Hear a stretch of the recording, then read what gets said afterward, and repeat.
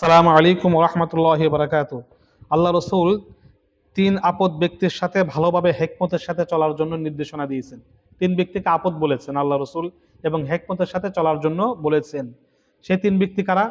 হাদিসে আসছে, সালাসাতাম মিনাল ফাওয়াকির, ইমামুন ইন আহসানতা লাম ইয়াশকুর ওয়া ইন আসাতা লাম ইয়াগফির ওয়া জারু সাওয়াইন ইন রাআ খায়রান দাফানাহু ওয়া ইন রাআ শাররান আযাআহু ওয়া ইমরাআতান ইন হাজারতা আযাতকা ওয়া ইন গিবতা আনহা খানাতকা। মহানবী সাল্লাল্লাহু আলাইহি ওয়াসাল্লাম বলেন যে আল্লাহ রসুল এটা বলেছেন, তিন ব্যক্তি হলো আপদ, মানুষের জন্য আপদ, তাদের সাথে হেকমতের সাথে চলা উচিত। এক নম্বর, সেই শাসক ও নেতা যাকে তোমরা খুবই মান্য করো কিন্তু সে তার মূল্য দেয় না, এবং তুমি যদি কোনো ভুল করে বসো তবে সে ক্ষমা করে না।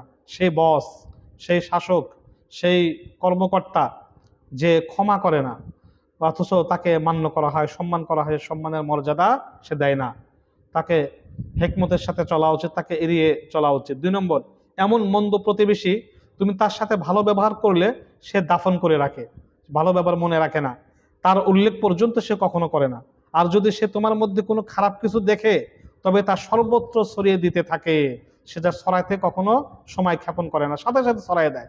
এরকম মন্দ প্রতিবেশী থেকে হেকমতের সাথে চলা এবং রসুলের আদর্শ সহকারে চলা উচিত। তিন নম্বর, সেই স্ত্রী যে তুমি ঘরে এলে তোমাকে কষ্ট দেয় আর তুমি বাইরে থাকলে তোমার খেয়ানত করে, তোমার সম্পদের খেয়ানত করে, তোমার এই গোপন কথার খেয়ানত করে, এরকম স্ত্রী, এই তিনজন ব্যক্তি হলো আপদ।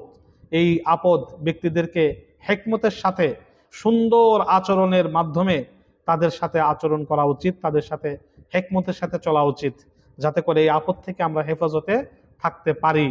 এই আল্লাহর কাছে দোয়া চাওয়া এবং আল্লাহ রাসূলের আদর্শ মোতাবেক, আদর্শ সহকারে তাদের সাথে চলাফেরা এবং লেনদেন করা উচিত। আমিন।